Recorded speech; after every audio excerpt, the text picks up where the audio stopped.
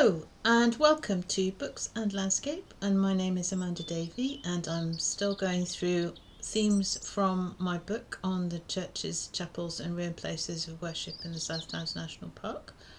And today is an interesting subject because it's all about the role of the individual.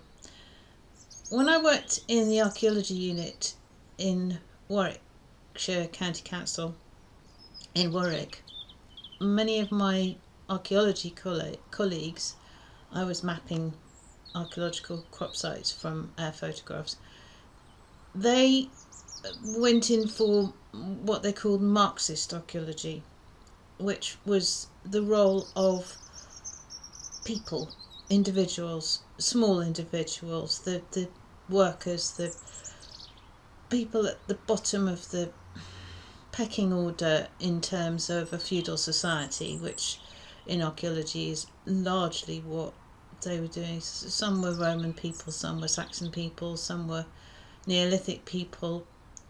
And I'm not talking about a Marxist view, I'm talking about the role of significant individuals, because churches are rooted in the impact of significant or just strong-minded individuals.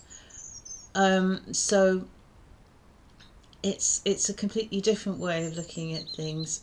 So the obvious candidate to start this off is Henry VIII.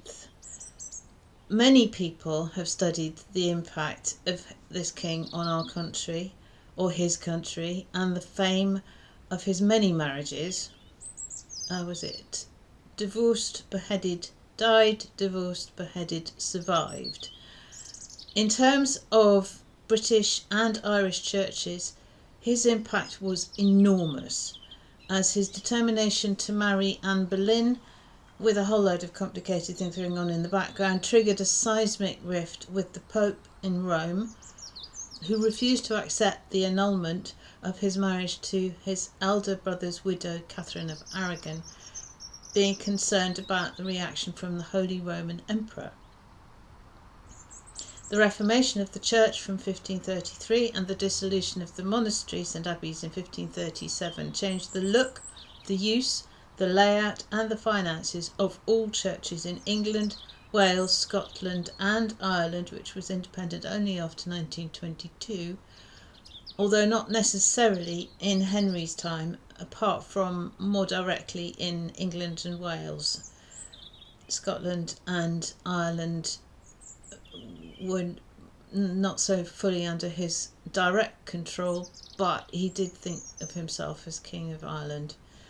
Elizabeth I added to the impact initiated by her father around his short-lived need for her mother and influences of the European reformists.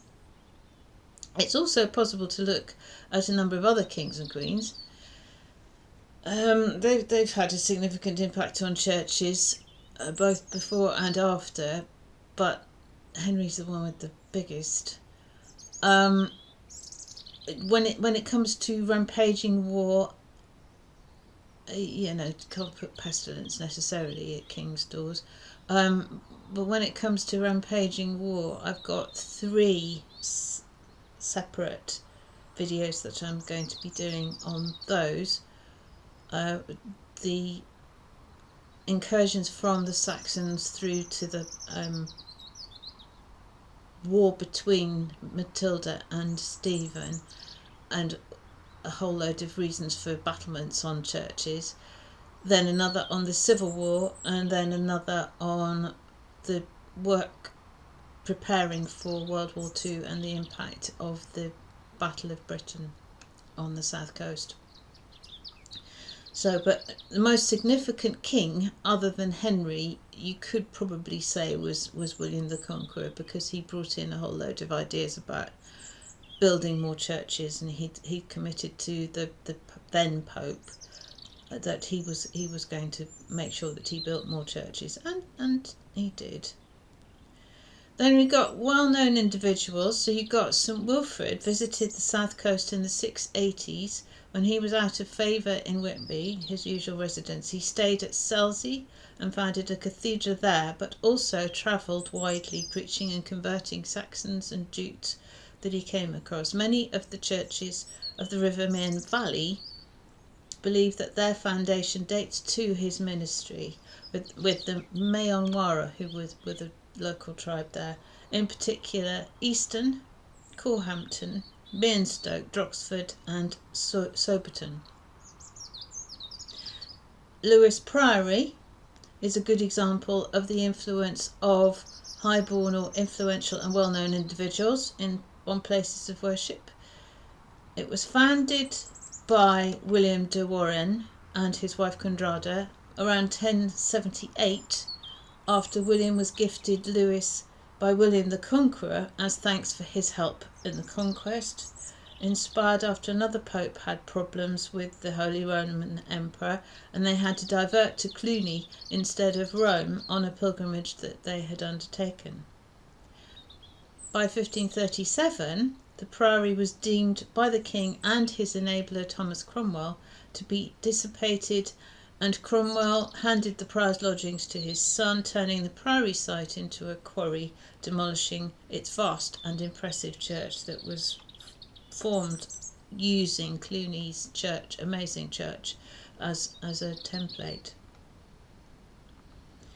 Then we got lots of 19th century philanthropists and their churches, so there's a bit of overlap with the philanthropists and charity video that I did a few weeks ago. It's only a tiny overlap actually.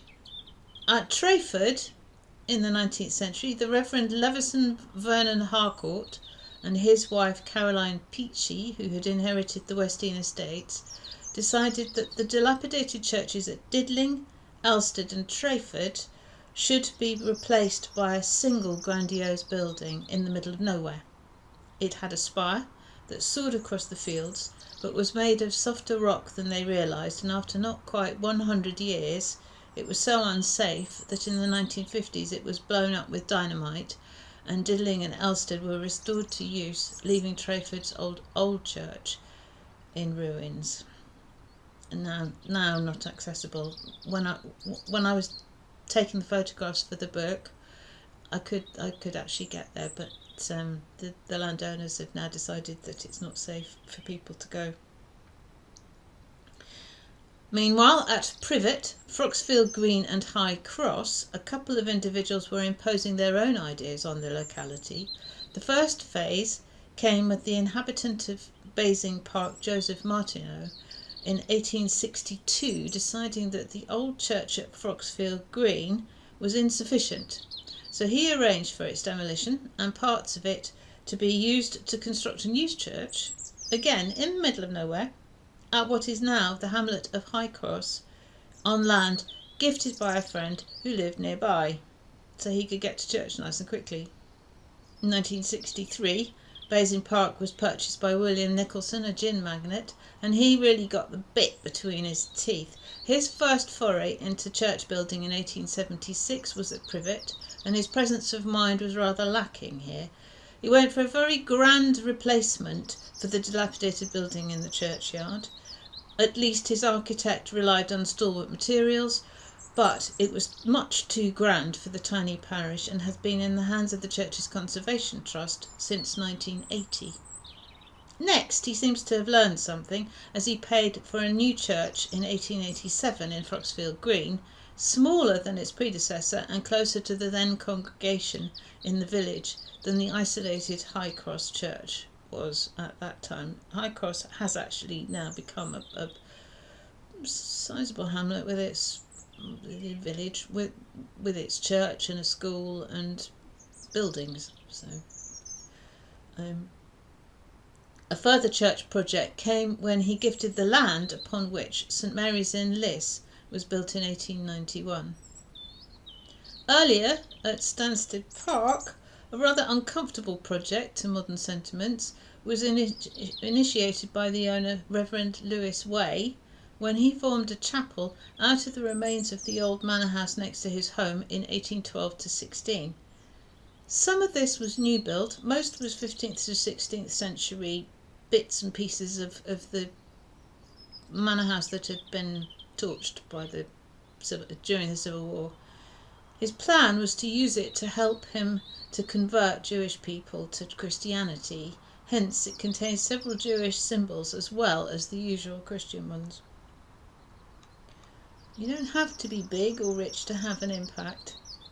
Having a proprietary church and 5 hides of land, a hall, a kitchen, a bell house and a borough gate defensible manor house was one of the things that Archbishop Wulfstan of York, Archbishop from 1002 to 23, Saxon therefore, identified as necessary conditions for thanelie status, which will have been a large driving force for individuals to contemplate founding their own churches in the late Saxon era and into the early Norman, when the thanes became knights.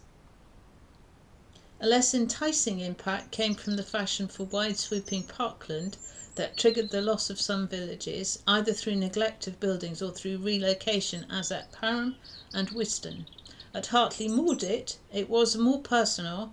The lord of the manor and his wife couldn't agree on whether to live in London, his preference, or Hampshire, hers, and in a fit of deep anger he destroyed the manor house upon which the entire community depended, and over time a once viable hamlet abandoned its church to the isolated estate next to a pond that it has now. The remains of the village houses are just lumps and bumps in the field to the north.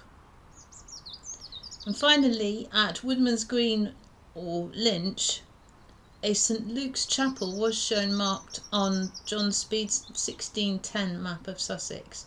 The parish had been centred near to Bepton to the south, but with changes in the will the workers had moved north, so they needed a chapel. It did soon get into ruins, but a significant rebuild was carried out by the commitment and dedication and work of the then churchwarden Peter Bettersworth between 1700 and 1712, and his efforts are commemorated in the church. It's just a quick romp through. There's loads and loads of examples of individuals being involved, and of course there's so many individuals involved in running any church, but this is an exploration of impact beyond what you might predict.